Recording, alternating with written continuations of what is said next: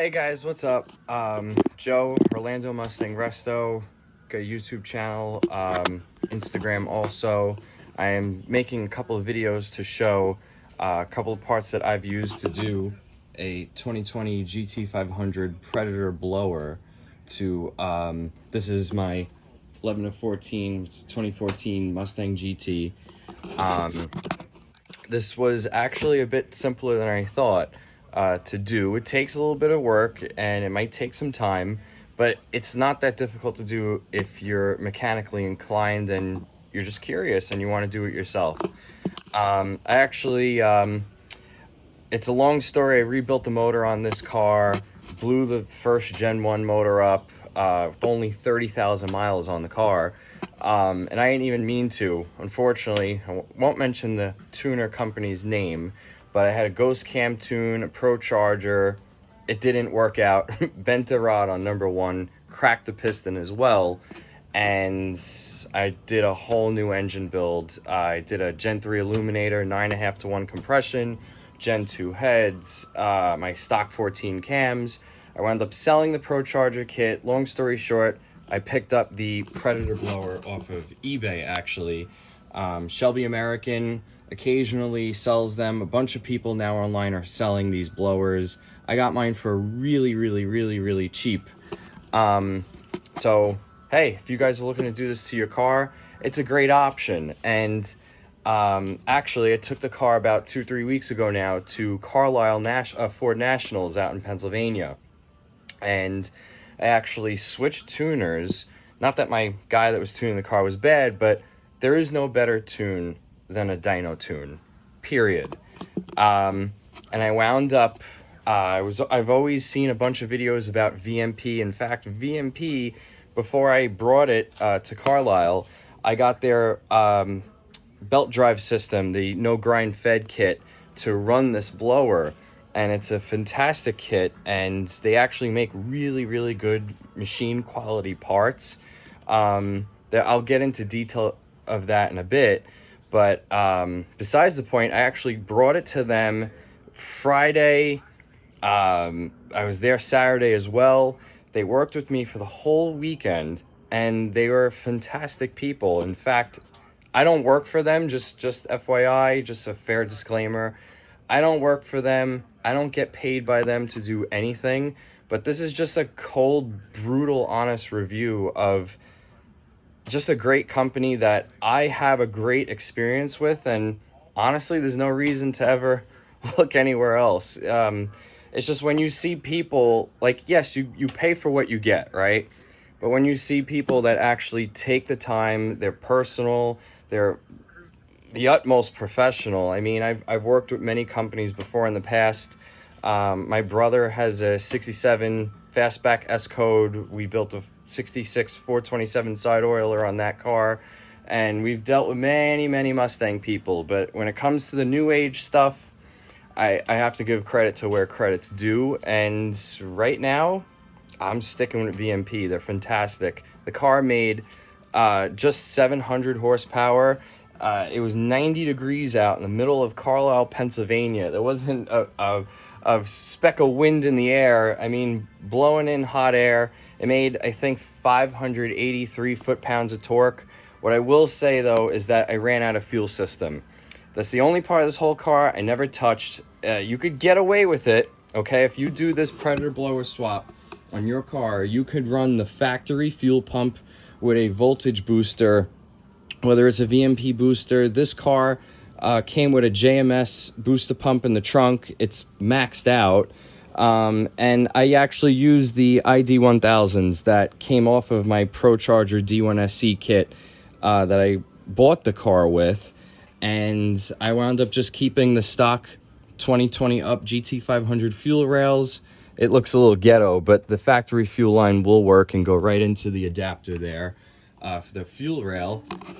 But other than that, we had to, actually Justin from VMP, the owner of VMP, for all of you that don't know, he's a great guy. And in fact, that's why I'm so happy I did this with them, because he spent, I want to say, I was the last car on the dyno for Friday at Carlisle. and he spent like 2-3 hours on this car, and we eventually found out that my fuel system cuts out at 7,200 RPM.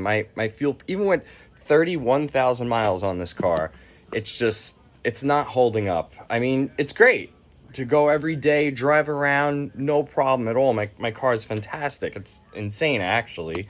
But anything beyond 7,200, it wants to run lean.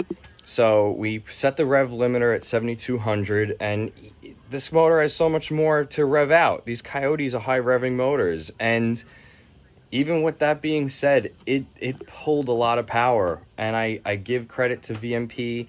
They're fantastic people. But besides the point, let me try to get into a good, better in-depth video of what you need to do to run a Predator blower, at least for an 11 to 14 car. It will work very, very similar to a 15, 17 car. 18 plus, you could probably do it a little bit easier because of the throttle bodies are digital versus analog. Whereas like the 11 to 14 cars are analog signal still. I believe 15 to 17 as well. Some people are repinning like a Hellcat throttle body. I haven't seen it successful yet. Someone out there knows, comment. VMP, Justin told me that he is working on a new throttle body, so that'll be really cool to work with these cars, and I don't put it past him. It's probably going to be an amazing piece. I'm probably going to buy it, as well as I'm definitely doing a fuel system from them to do a dual style return fuel system on this car. But besides the point, let's get into it. So first and foremost, you need the blower right there. So you got to find the blower for as cheap as possible. I found mine on eBay. Shelby American, really Shelby Auctions it's called, sell these blowers sometimes. You could find them on eBay. A bunch of people will have them. You got to start here. Get the blower first. Once you get the blower, okay, now next you got to talk about a Gen 1 and a Gen 1 motor, Gen 1 heads, okay? 11 to 14, you do not have to cut the intake flanges on the cylinder heads. 15 to 17, like this motor is, I did Gen 2 heads on this motor. You have to cut the intake flange on each side about 3/8 of an inch, just so the bottom of the blower, really like the casing for the rotor pack, perfectly sits down in the valley of the engine. Once you do that, the blower can mount perfectly fine. Actually, you need to drill out, there's a dowel on this side from the blower that sits down into the head to keep the blower perfectly square. You will need to drill out for a Gen 2 head. I can't speak for a Gen 1 head. I believe it's the same. You will have to drill out the dowel in the head, so this way the supercharger will perfectly sit down. Next, you're going to use the same bolts that come on the supercharger, but the only thing that you will have to do is, mind you, on a 5.2 Predator, okay, those cylinder heads, it's a little bit more difficult to see, but these bolts are not used to hold down the blower. And on a Gen 1 car, or Gen 2, or Gen 1, let's talk Gen 1 heads, Gen 2 heads as well, you have to drill out these 4 bolts, okay? They only hold down the fuel rail on the 2020 GT500 blowers, and they're not drilled all the way through the supercharger. I've done it. You won't cause any problem by doing so. In other words, you're not going to drill through an intake port. You're not going to drill through a water jacket, because there is no water other than the intercooler under the lid. So it's completely outside and in the middle of the intake runners. So you have to drill through. Let me say this, and then I'll find the bit you'll need to use. The studs. I mean, it sounds ridiculous. I went on Amazon. You need an M6 by 170 stud, and it will perfectly sit just high enough so you could get the hex head flange nut to perfectly go down. And once you drill out those 4 holes, then you need, let's see, I have the drill bit here. Here we go again. You need, let's see, I also got this on Amazon. By the way, not to sound crazy, but like, yes, I built a whole new motor. I sold the Procharger kit. Like, I kind of went all out, but I really didn't want to do this project ever again. But wherever I could save money, I definitely saved money. So this is Amazon, okay? This is just Cobalt Drill America, whatever. I just didn't have a 17/64 6-inch, or really like a 12-inch bit is good for more leverage. You really don't need that. You need a 6-inch 17/64 drill bit, and that will drill out the holes on the blower. So you could put down, you could use bolts, mind you, for the 4 holes to clamp the blower down to the heads. I like to use studs because studs, of course, are more clamping force, and with a supercharger like this, and especially like if I want to turn up the boost one day, I want to make sure that the blower is perfectly seated and will be held down, so this way I won't get any vacuum leaks, God forbid, or the blower moves in any way. So I went with studs. Found them on Amazon. You can get them, they come in like a kit of like 10 studs. They're long studs with stainless steel studs with the nuts. What did I pay? Like $10? It was a joke. The next thing that we would have to talk about, so I talked about fuel. You could use ID 1000 injectors, or just a regular style size Mustang injector will fit for these rails. What else? VMP, okay? They helped me get the IAT sensor here. It's a Gen 1 11/14 IAT sensor. You have to tap the back of the lid to fit the sensor, okay? It's a 3/8 MPT, I believe. I probably have the tap somewhere. And then they provided me this harness. So it's a breakout harness that goes down into the bottom connector of the ECU. And they will also provide the instructions for, I forget the pin numbers that you have to pin into the connector on a Gen 1 car to read out IAT2. That's very, very important. Other than that, the supercharger is really, really simple. VMP, power by the hour, I use their adapter first, but VMP makes a really, really nice throttle body adapter where I used another brand, okay? And the throttle body, yeah, I'll just remove that for ease. The throttle body was tilted on such an angle that the stock water outlet tube for the water pump literally didn't clear. Like, it was like that. Whereas VMP makes a really, really good bracket. The adapter plate, excuse me. So it's really nice too, because the throttle body looks perfectly factory. It's straight, and yet it's a really, really good part. I guess since we're on air, let's talk. This is a simple JLT2 for an 11/14 car. It just fits with their bracket. On another bracket, it wouldn't fit, and my filter got a little messed up. But with VMP's bracket, it actually pushed the throttle body perfectly centered, so that my air filter just came back enough. These are the vacuum tubes, nothing simple, nothing special. Just remember the air tube, the clean air, from here, I just tapped into the JLT, goes to the bottom port of the bypass valve, and the top port of the bypass valve goes into the vacuum port of the supercharger. I got this for cheap on eBay, but let's talk water and cooling. I got this for very cheap on eBay, but I probably will be going with VMP's race intercooler, and they make the Apex Predator lid. That I definitely want to test out. It looks really cool. In fact, VMP puts a side-by-side video. They have a bunch of videos online. I'm sure you go check them out. Their lid is just significantly larger in diameter than the Ford blower lid. And apparently they say it really does, like, anywhere between, I think, correct me if I'm wrong, 20 or 40 horsepower, of course, depending on the application, the car, the fuel, whatever. But that's a lot. And from my conversations with Justin at Carlisle, he really explained to me that he has put a lot of time and research into intercooler testing, because these blowers run really, really hot. Mind you, I didn't really know that information. I didn't meet Justin yet at the time, but I found somebody was just selling a Whipple intercooler brick with the water neck on eBay. And I literally paid, like, I think it was 600 shipped. So I really, like, I kind of had to jump on that, you know, compared to keeping, like, the stock water neck and the stock intercooler. These blowers run hot, so you got to cool it.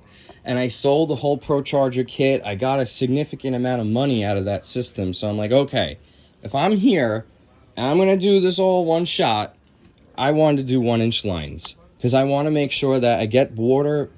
With this supercharger, you have to understand that it gets hot, but it's manageable if you buy the right stuff.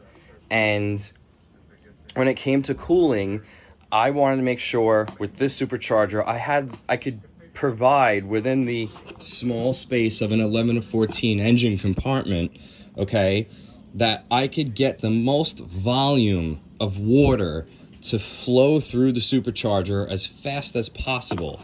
And so what I got was I actually found on Facebook for pretty cheap, hence why I jumped on it too, Department of Boost Titanic heat exchanger and Department of Boost POA pump.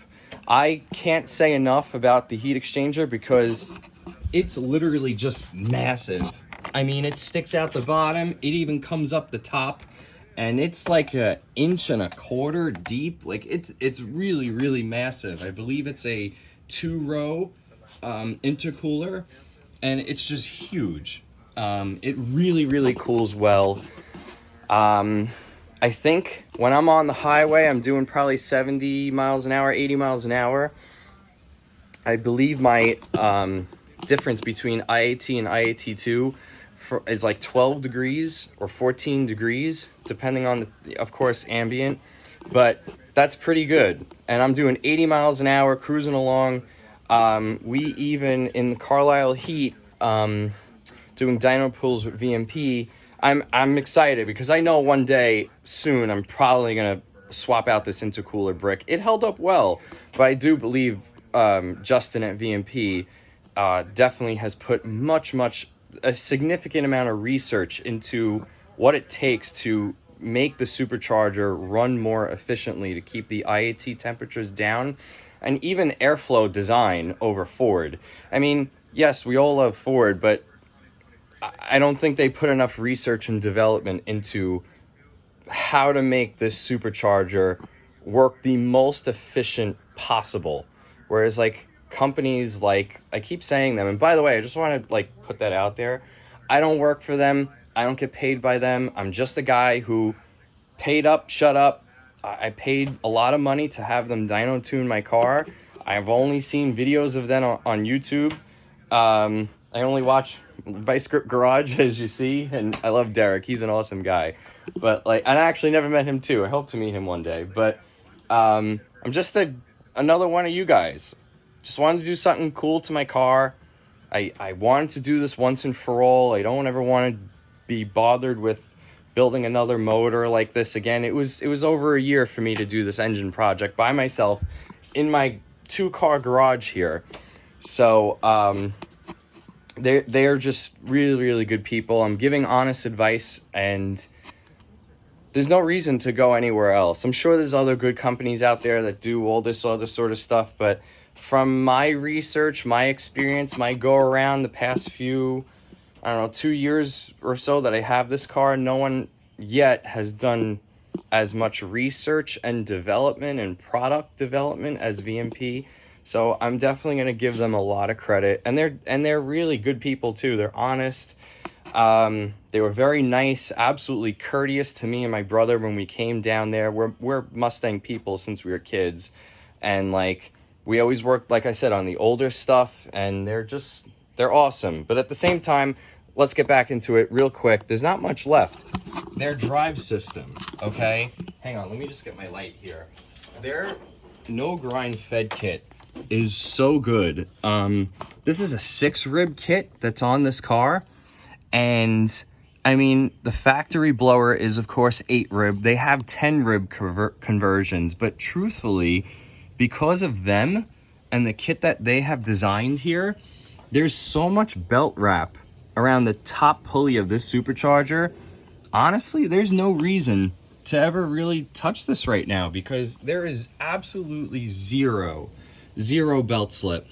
I used a 5.2 Predator balancer, and I used a ARP crank bolt to hold that on. Actually, no, I'm sorry, MMR. That's an MMR bolt down there that I put on to hold the blower.